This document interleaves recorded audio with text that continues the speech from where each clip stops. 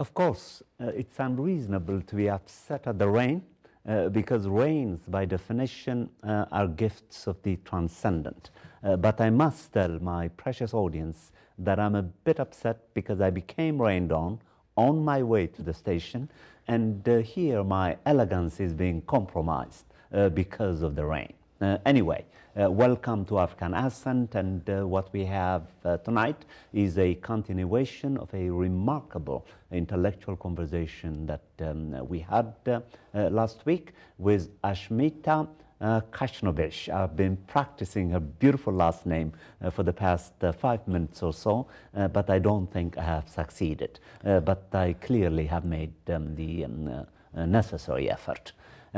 She does not need any particular introduction other than mentioning the fact that she is a highly educated graduate and possessor of the PhD in English literature, I believe from Bowling State University.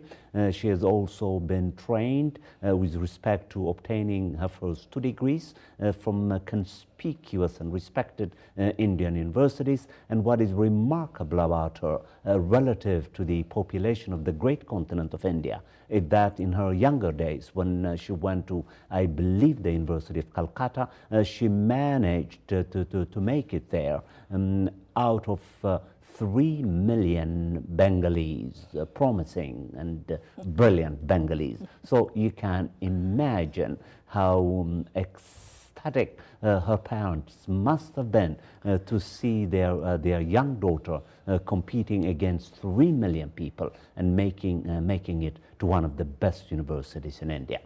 So welcome to African Ascent, and I'm so spoiled because we're going to have high-powered discussion with you. So what I thought I should do is perhaps you could begin by talking a little bit about your educational background. Because I became rained on, I did not have a time to study the extensive CV that you sent me as carefully as I should have had. So I'm sure that I have overlooked certain dimensions of your educational background that are simply important to you. So why don't we begin by talking about that? Yes, thank you. What a pleasure to be here again within 2 weeks' time. And I would say that I'm very impressed and amazed the way you introduced myself, but I want to add a little bit to the introduction you already gave, because after coming to the USA, after completion of my PhD, I also went to the most prestigious university, Brown University, Pembroke Center, and met all those eminent scholars. And going to Brown was which gave birth to my first book, Jouissance as Ananda, Indian Philosophy, Feminist Theory, and Literature. And it also came out of my doctoral dissertation, which was completed at Bowling Green State University. And then I also want to go back a little bit to India, because before coming abroad, as you introduced me having my graduate degree, my master's degree in English literature from Calcutta University, I would mention that I had 2 masters from Calcutta University, both in English literature. It's called Group B and Group B, Group B and Group A. Group B is in on linguistics and literature, whereas Group A was on English literature only. And so more than that, what inspired me to come abroad was my experience in the most prestigious institute called Asiatic Society, which is not a branch but the head office of the Royal Asiatic Society, London. And my job there was that of a translator. And you can see in all the conferences these days, global literature, globalization, and MLA. In MLA, they focused on transnationalism and translationalism, on translation. And you could see that Homi Bhabha and all those eminent scholars, they of post-colonial studies and literature, they focus on translation. And I sometimes laugh because at that early age, I was maybe barely 21 or 22, where I was appointed as a most prestigious scholar at Asiatic Society.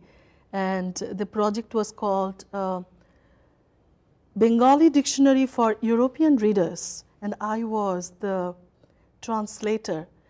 And we had two other scholars, one specializing in Bengali literature and the other one in linguistics. And I was the translator. And, and recently I found out it came out. It went on for a long time. And it is really existing. I don't have the copy with me now, but that was my first job, before I came abroad. And I had a patron there, Dr. Chandan Rai Chaudhuri, whom I never got the chance to pay my homage to. He passed away, unfortunately.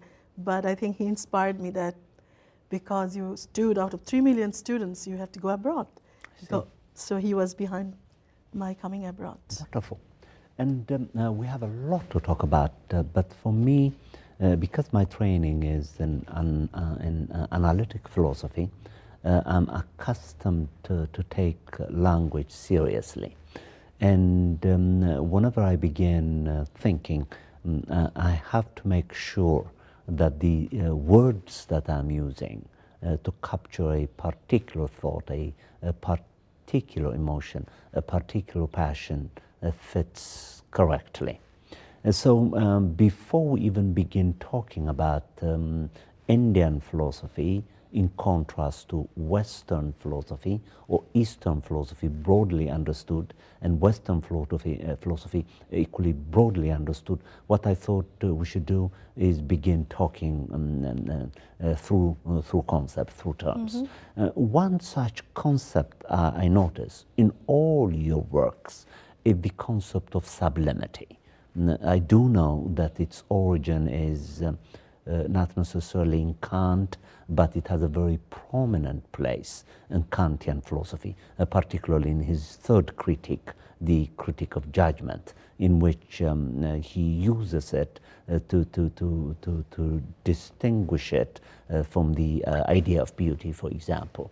Because ordinarily we're accustomed to think that beauty without really not really knowing what it is, it could be quite overwhelming.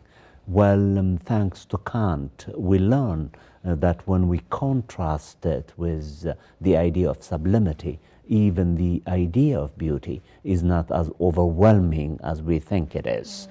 This is, of course, with respect to discussions of work of art. How are you applying the concept of sublimity to Eastern philosophy, most particularly to the philosophy of Sri Aurobindo? Yes, thank you. What a beautiful question. I would start with the history of the evolution of my theory, which I gave in my second book, which is called Humanitarian Identity and the Political Sublime, Intervention of a Post-Colonial Feminist. May I interrupt you? This is the text that the professor is speaking about, Humanitarian Identity and the Political Sublime. And the term about which I've asked her is the last part of the title. What a beautiful cover, what a beautiful book. I can also imagine how brilliant the content might be, because sometimes there is correspondence between appearance and reality. So anyway, this is the text.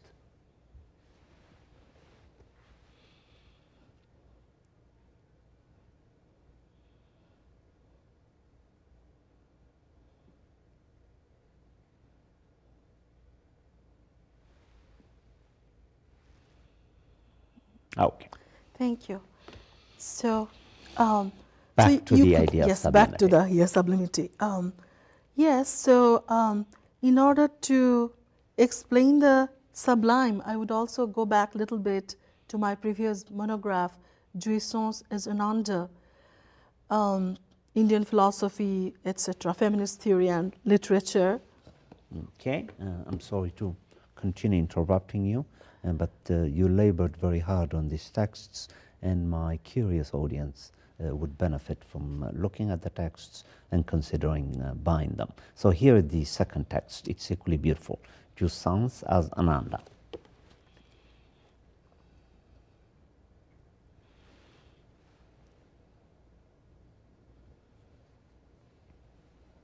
Okay. Thank you. So, you could see from the title, Jouissance as Ananda. Jouissance is a French psychoanalytic term, and offered or given first initially by Jacques Lacan. Okay. But the feminists protested. Mainly the feminist that I worked on was Lucy de Grey, who vehemently opposed the term and reread the term as divinity. Jouissance as divinity. Mm-hmm. How did Lacan translate it? Lacan translated it the way when women are not given that kind of, women are called, associated only with the dark continent, imaginary, unconscious. Women don't have access to the consciousness, okay, to the higher plane of consciousness. He was using it, correct me if I'm wrong, in a style that subordinates women and their characteristic features Exactly. to that of males, in which, as you say, the imagination, unconsciousness, perhaps intuition, and so forth and so on are the essential characteristics of femininity. Yes. Whereas the opposites are supposedly the essential characteristics of Exactly. masculinity. Yes, exactly. And now Irigaray, Yes, Lucy de Grey, she came up reinterprets it. that term as in terms of divinity. She calls it divinity, then she calls it theory of sexual difference, she calls it theory of complementarity, and she tries to position women along with men. But what I do as a post-colonial feminist, while I was writing that book, I took her term even further.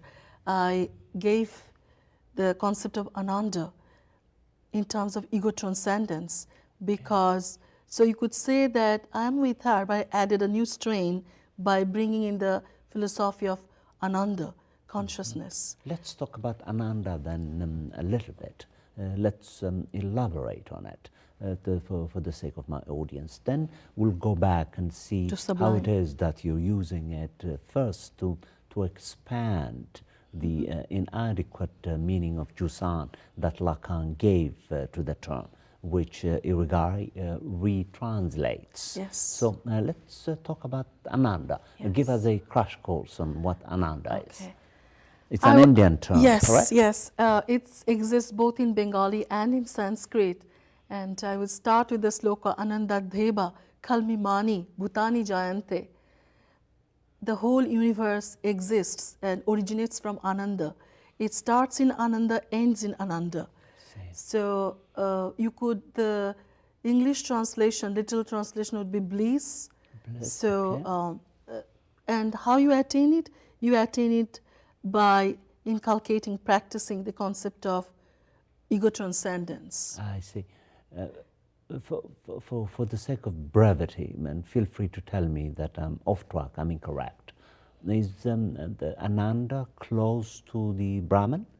Yes, because according to Indian philosophy, because I use both ancient Indian philosophy and modern Indian philosophy to interpret the concept of Ananda. In jouissance as Ananda.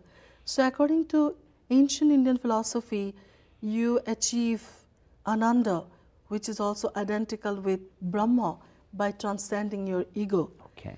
And later on, Sri Aurobindo, the modern Indian philosopher, in his theory of supramental consciousness, which he proposed in his book, The Life Divine, and also later in the ideal of human unity. But mainly in The Life Divine, he addresses it in terms of 7 layers of consciousness. Okay. And you go from mind, higher mind, illumined mind, above mind, supermind. So supermind is the ultimate level of consciousness. And when you reach supermind, you can achieve ego transcendence and you can achieve ananda. And you reach supermind through transcending your different layers of mind and consciousness, when you are not sort of, bound by those petty emotions, jealousy, anger. We call it shororipo, all those we have. And so I think I also interpret him as a psychoanalyst, and in that sense I also bring in Sri Aurobindo along with Lacan, because Lacan failed, but as opposed to Lacan, we see that Sri Aurobindo is offering us this kind of different dimensions of mind in a psychoanalytic way. And interestingly, in Indian philosophy and psychoanalysis, there is no clear distinction or demarcation line between psychoanalysis and philosophy. They go hand in hand, they go together. And you could see in Ashish Nandi, the eminent psychoanalyst, he also explains this in his book, Savage Freud, that how Indian philosophy is close to Indian psychoanalysis. And he mentions Girindra Shekhar Bose, the eminent Indian psychoanalyst in the early 20th century, who corresponded with Freud and who came up with a theory that achieving Brahman, or that supramental level of consciousness, that is Sri Aurobindo's term, but he used the term Brahma. Achieving consciousness is achieving that form of jouissance, which you render as Ananda. So achieving Ananda is achieving Brahma, is identical with achieving Brahma, and also identical with achieving that purification that I talk about in my theory of the political sublime. So I say that there is a connection between the theory of political sublime and Ananda, the theory of Ananda that I proposed in my first monograph. Okay, now how are you using now the term sublime then? Okay, so I will talk a little bit of my disappointment. When I wrote, my dissertation was titled Jouissance as Divinity, reading Lawrence and Lispector through Irigaray. Then I wrote this book, Jouissance as Ananda. But I feel there's a kind of reservation or taboo associated with the term divinity. And usually, if you use the term divinity, you are right away cliched or categorized as a person of religion. Correct. Whereas divinity are used as a paradigm, and even using Irigaray's term as a horizon of accomplishment, as an which gives women a status, and not just women, the whole civilization. So after writing this first book, also there was, the 9/11 happened after my, I think my book was published in 2003, then 2006, and then, all these things happened. So I was trying to find a way to connect or link my theory of the divine to another framework which will be more accessible to my American audience. I see. Because I also heard that I'm too European in my first book.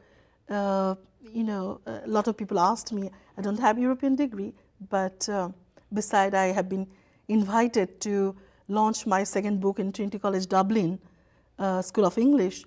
But beside that, I have been asked many times, do you have a background in, studying in Europe? I said, no, in India, in Calcutta University, we have a lot of that kind of background. But anyway, going back to the sublime. So as I was searching, I came up with this expression. Of course, I was familiar with Immanuel Kant's theory of the sublime, but so I thought that I have to recast my theory in a way that I can draw more attention of the general public and of course the erudite and intellectual community as well. So I tried pondering on the notion of the sublime. And at the time, I must add this episode, I was also teaching at Lesley College, and the class I was teaching was called Shaping of Western Culture. And in that class, we dwelt, and my students were very interested in the notion of Kantian sublime. Yes. So you could say the classroom itself generated my theory, this wonderful theory. So, but as I turned it into a book, I started developing my theory. I found some lacuna in Kant's theory, which is that in his critique of judgment, whereas I'm very pleased with both the definition of the beautiful and the sublime, but he's talking about a rupture, a divorce, a hiatus between the senses and the sublime. Correct. So that is the fundamental divide between the Eastern philosophy and the Western philosophy. Mm-hmm. So not just Sri Aurobindo's theory of supramental consciousness, which is of course grounded in ancient Indian philosophy. In general, Indian philosophy is non-dualistic. It doesn't believe it. It believes in the bringing in immanence and transcendence together. So when Kant, on the one hand, he's offering us the theory of the sublime, wonderful, but at the same time he's saying that sublime is only associated with rationality. It cannot be close to the senses. So beautiful is different than the sublime. Mm-hmm. So, but I felt that that is an imperfection because, so with due respect, I still love the theory because as you can see, the word originated from his theory of the sublime, but I molded it and reread it, and one of my, I think, reviewers said that the way I coined it, it's called Neo-Enlightenment Theory. It is grounded in the theory of enlightenment, but it has my theory, which is based on Indian philosophy. And if you may allow me, I can carry on and elaborate. Yes. One more just question for clarification. In the Critique of Judgment, in which Kant discusses the idea of sublimity very extensively, he distinguishes its two forms, what he calls the mathematical form and the dynamic form, both of which, as you correctly point out, are not privy for man to have an access to, certainly not through the use of our five senses, in a way in which the idea of beauty under proper training could, which then leaves a tension, and a tension that cannot be surmounted between what we can know through the senses, which may and may not include the idea of beauty, and what we cannot know through the senses, namely the idea of sublimity, both mathematically and dynamically. Mm-hmm. Was, correct me if I'm wrong, Sri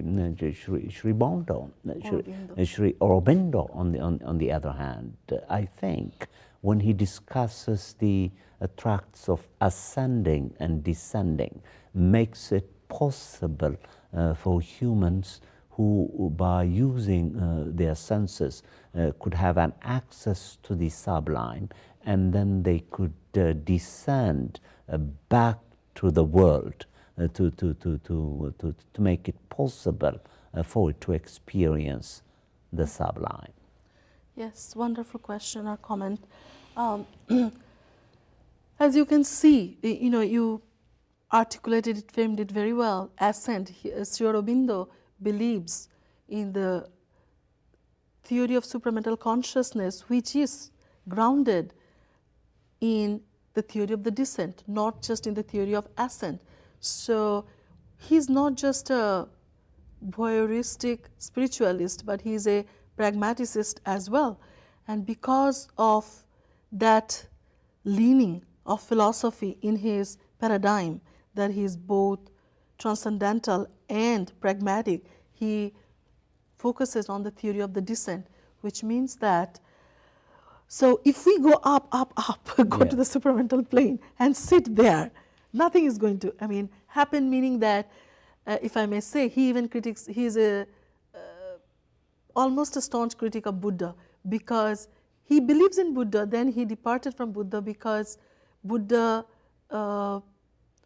believes in the nirvana. Nirvana means like escaping. Yes, escape helps to a certain extent, certain moments in life, not eternally, because you have to come back. You have to come back. So coming back is so important for Sri Aurobindo, and he framed it as a theory of descent, and theoretically he framed it as coming through down, piercing the supermind through illumined mind, through ever mind, higher mind to the mind. And he has another expression, it is called, all life is yoga. So you take everything, every single act of life, because when I went to Pondicherry, his ashram, I saw all those illumined minds, all those brilliant intellectuals.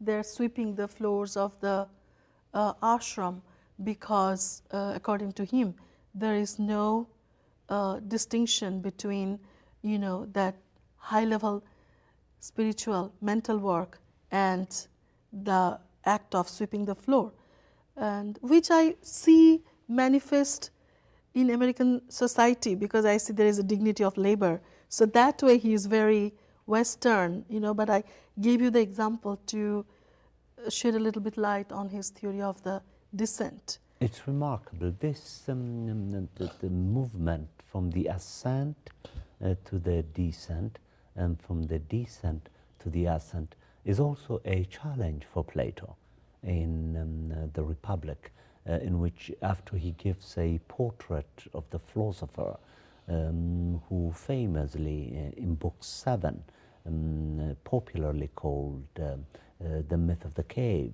the philosopher, the Brahma in Indian language, or the enlightened one, who escaped the horizons of darkness of the cave, has an option between either having seen the sun, having experienced the Brahma, would want to descend to the cave to enlighten those who are still trapped inside, or may decide not to ever return, not to ever the descend to the cave, even for the sake of enlightening others, by way of making a firm resolution to remain enlightened and incorruptible. I think the tension between the ascent and the descent in Plato has been quite successfully surmounted by Sri Aurobindo. Yes, as you, I'm very pleased that it's an excellent example, because Sri Aurobindo has, which I've never mentioned, a book called The Future Poetry. He is very fond of Plato and Shelley, and he mentions Shelley's poem, The Epipsychidion, Search for the Soul, and exactly this is the analogy that you explained. He refers to Plato's cave, seeking the knowledge. So he was very fond of Plato's philosophy. Okay, so now what I would like us to do, you have a very cool style of educating the public, is I want you to make it possible for those who are interested to learn how to engage in ego transcendence, how to do it systematically. I know it's the activity of the yogi, and not all human beings can become yogis, but if we so try, although it might take an entire lifetime of practice and commitment to it, perhaps we can. Let's talk a little more about what yogis do, yes, what the gurus do. I would come back. I think this is giving me an opportunity to address my theory of the political sublime. Correct. Okay, so we only discussed the sublimity part, that how do you achieve the sublime, and how Sri Aurobindian sublime, or my concept of the political sublime, I configured. So you could see in the theory of the sublime, I have a part called political sublime. So political I used in the sense of practicing every day, in everyday life, because when I was finishing the book, when I used to go out with my daughters, they used to ask me, because I used to tell them, this is political. So, Mommy, is this an example of political sublime? Yes. So I gave them perfect example, So now how it happens? Yes. Then I come How back to does it yogi. happen? So I want to learn how to do it. It happens when you combine reason and spirituality together. So everyone can be yogi if you can do that.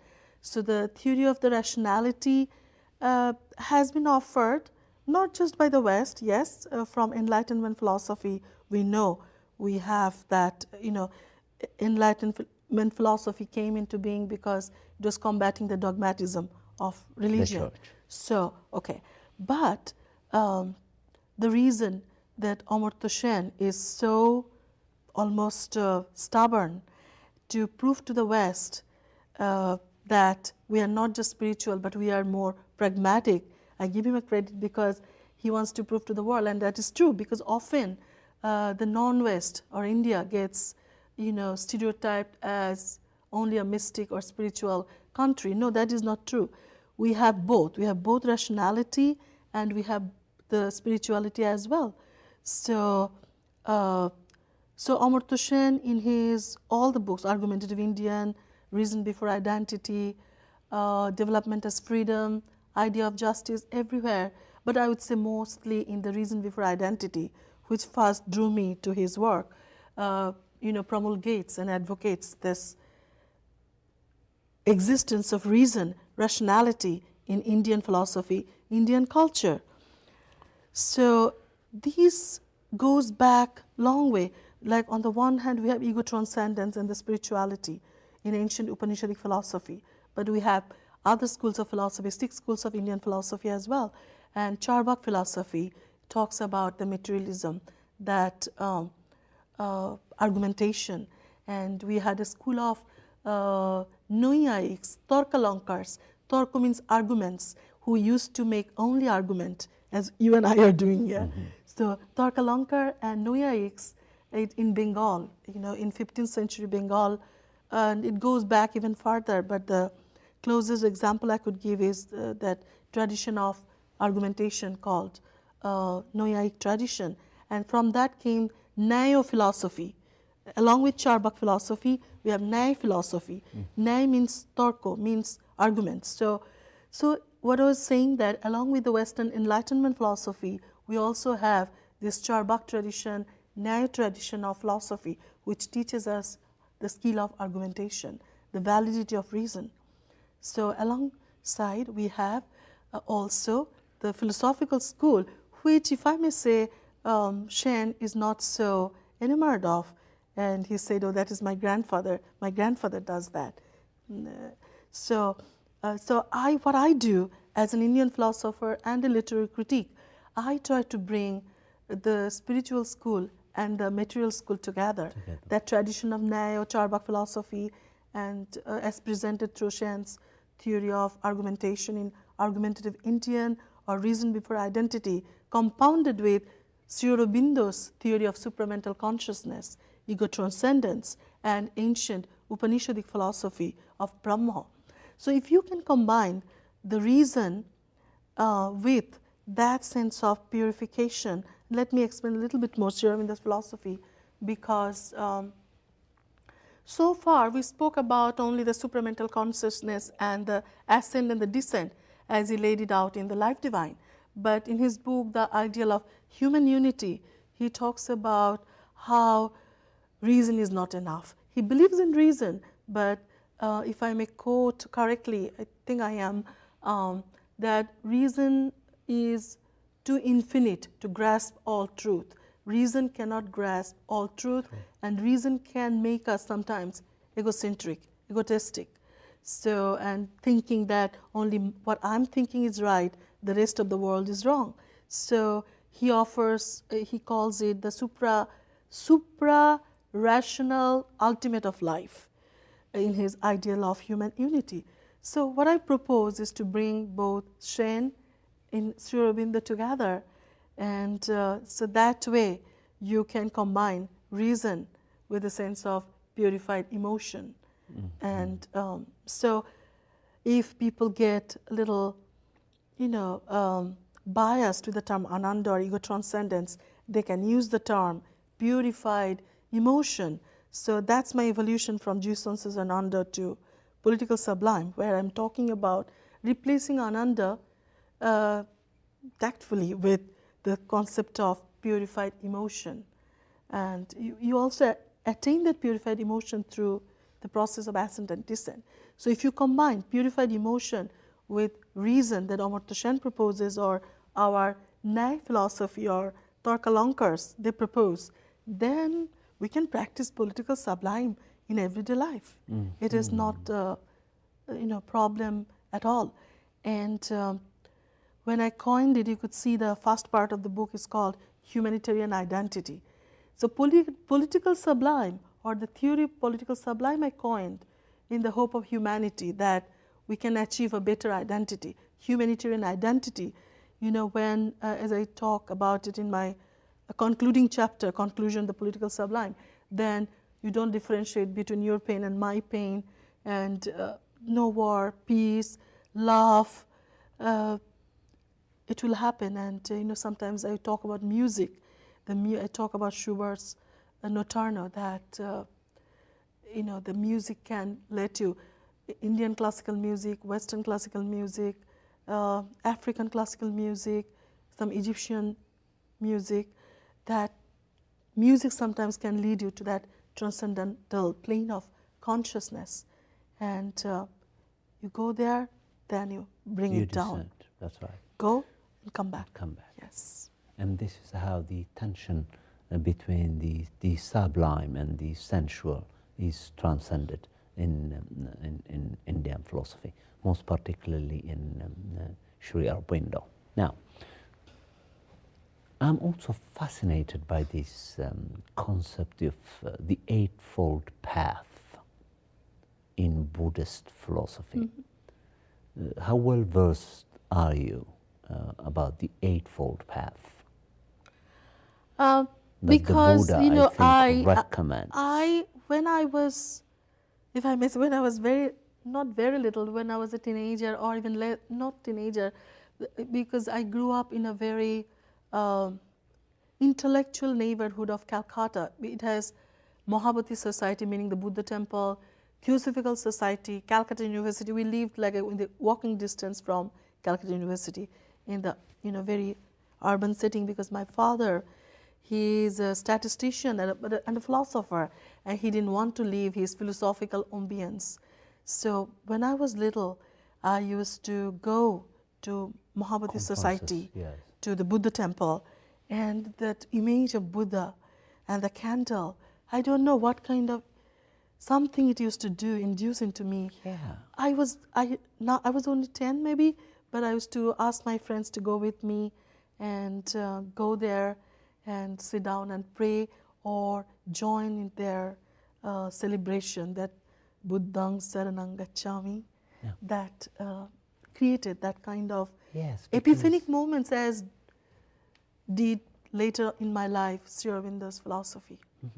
Because in my Eastern philosophy course, which I teach every summer, I spend about 2 weeks elaborating and examining this idea of the Eightfold Path, which I contrast with the Platonic and Aristotelian versions of teaching human beings to become ethically vigilant, morally appropriate.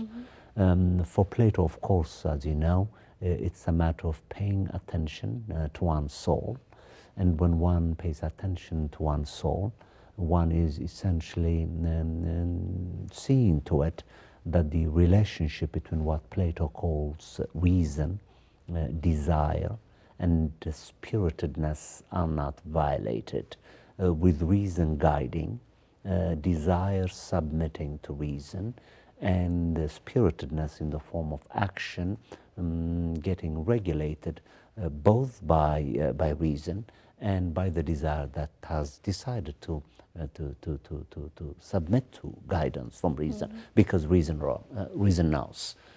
Aristotle takes this vision one more step further. He adds, as you know, the famous idea of the golden mean.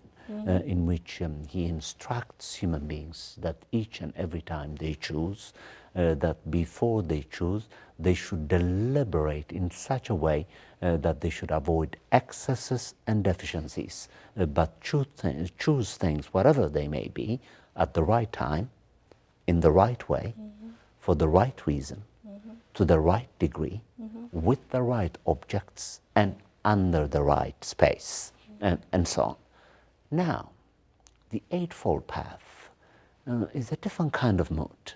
The Buddha there teaches that our lives, our deliberative lives, must always be sensitive to what he calls right understanding, right speech, right effort, right vocation, right aspiration,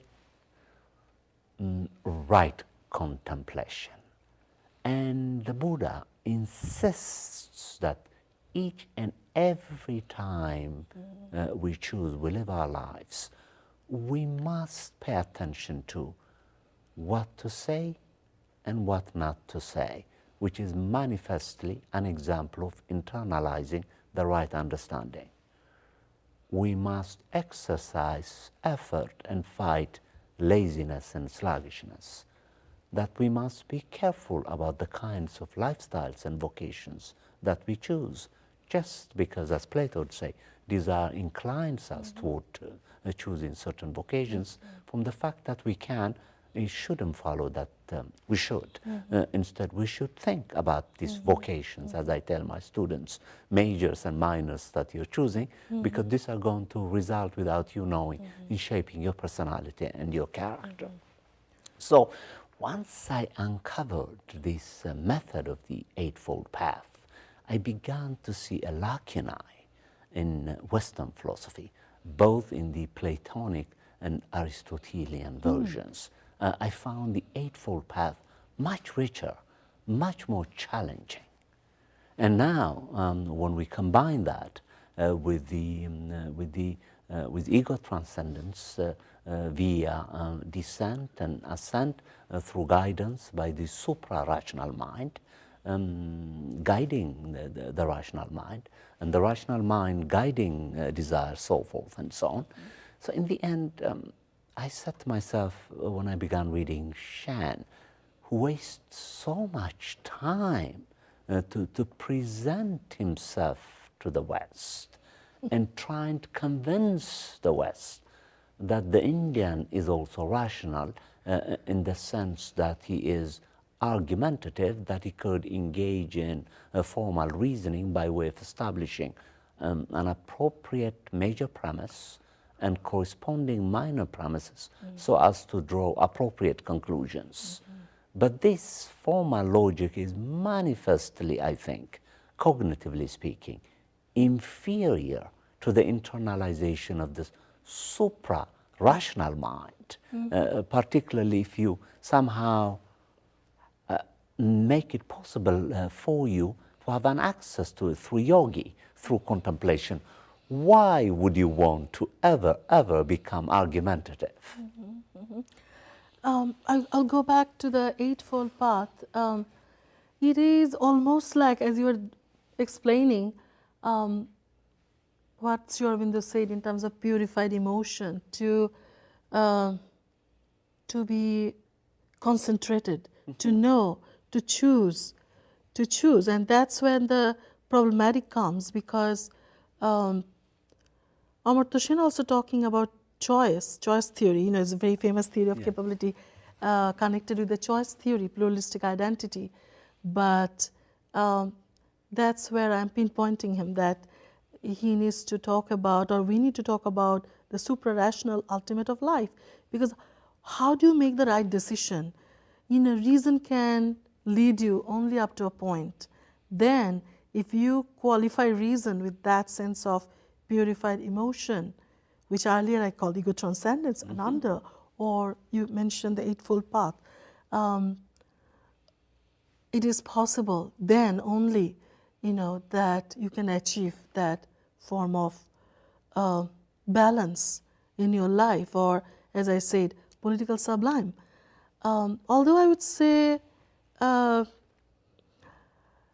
won't blame him too much talking about or foregrounding rationality, because in my encounters with a lot of my like American colleagues or friends, it is true that the India or the Eastern world always gets relegated or lumped together with certain kind of voyeuristic mysticism.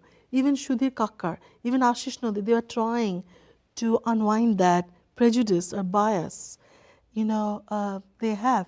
Even somebody reading my manuscript, quite an erudite person, she's saying that you mentioned East with rationality. I say, of course, East could be, East has a lot, rich tradition of rationality. So I think Shen is coming from that pain. Hey, we have a lot of rationalistic tradition. Don't say that we're only spiritual, we're only daydreamer, we're only mystic. We have a lot. But the flaw is that by proposing that or by trying to foreground that or making his point, sometimes he is not admitting the validity of spirituality. But in his most recent book, Idea of Justice, I was very pleased to see he refers quite a bit. Actually, his theory of capability is grounded to a great extent to Buddhist Sutta Nipata.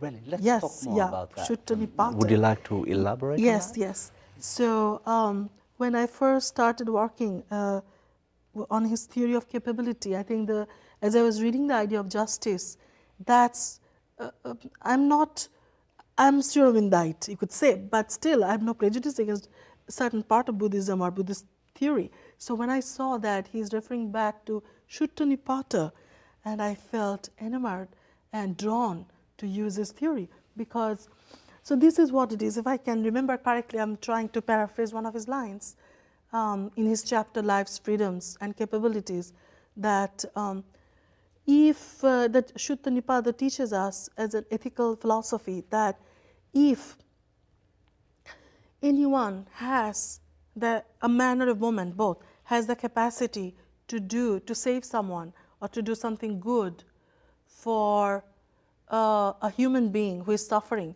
or to bring justice to the world opposed to injustice, he must do so. And where he mentioned the example, he found it in Sutta Nipata. Sutta Nipata teaches us that if you have the capability to do good for the world, you will do so. At the same time he mentioned, I'm not saying that any other ethical philosophy of the West or the East didn't say that, but I'm so enamored, he's saying, that Sutta Nipata teaches us. So then, not just once, but he keeps on repeating this reference, allusion to Sutta Nipata. And what I feel that in his theory of capability has been interpreted by a lot of feminists. I mentioned Martha Nussbaum the other day, wrote many books, Creating Capability, Frontiers of Justice, etc., many books. But everyone, I felt that whoever is interpreting his theory of capability, they are interpreting it as lack of resources and the striving. Yes, we don't have the resource and I'm striving to achieve it. But the way, I will elaborate on it, the way I'm interpreting it, I'm talking about or emphasizing, valorizing, foregrounding the underpinning of his thought, which is the willpower. If one has the willpower, one can achieve it. Okay. Of course, you're a very, very busy scholar, but about a month ago, slightly longer, I had sent you one of my articles called New Moral Economy, which has been widely published in many, many journals, in which I try to use this ancient Egyptian idea of Mat Yeah. as a new moral organizing principle. In what way do you think could this idea of Mat be somehow get reconciled either with the supra-rational mind, Allah, and the three Aurobindo, or with something that is equivalent to it? Or is it entirely irrelevant to your project? No, no, no. I was just looking at it this morning, and I was going to bring it but I'm glad you asked me, because when I first read it, I read it multiple times. I was drawn to the feminine principle. Correct. That was being emphasized, and right away I made the connection with the Indian philosophy of Shankar philosophy, Purusha and Prakriti. Purusha means the male energy, and Prakriti stands for the female energy. So I thought that this is the exact replica of Mat. Yes, I was going to ask you how to pronounce this, Mat.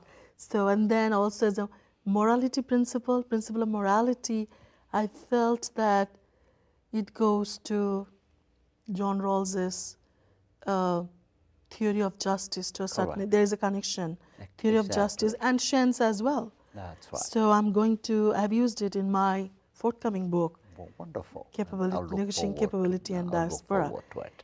And if I go back, we have about 3 minutes left. Use them in any way you want. So in the theory of capability, Shen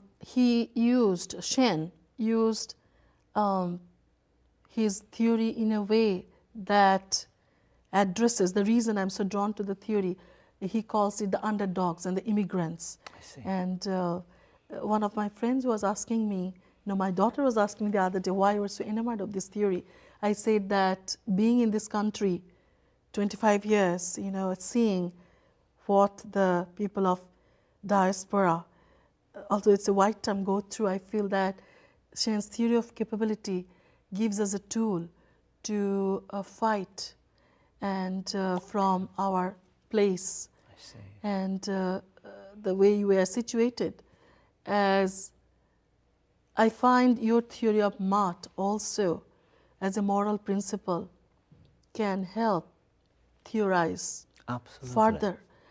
And by interpreting that theory, I also want to say, on the note of capability, that we have an Indian novelist called Sharat Chandra who wrote the story Abhagi Shargo, meaning the heaven of the unfortunate. I see. And where Kangali Charan, a very lower caste boy, had to compromise. When he was trying to cremate his mother, he could not use woods. Like his mother wanted him to cremate him like a rich man's wife. He couldn't do that. So he compromised by using the straw. And then the rest of the body was buried, because according to Hinduism you have to be cremated. So his mother's body he buried, but he put the straw. It's called Mukhagni. He put the straw, with that. He lit the fire and put the straw in his mouth and in her mouth, and the fire going up to the heaven was a sign that he still lived. He still lived by compromising. I know that's a very bleak example, but I used it when I interpreted the theory of capability. Wonderful. Well, I'm sure what you witnessed does not require any second-order justification. It was simply speaking, a phenomenal philosophical event for which African Ascent would like to thank Ashmita profusely. This has been your guest, your host, also your guest, Teodros Kiros for African Ascent.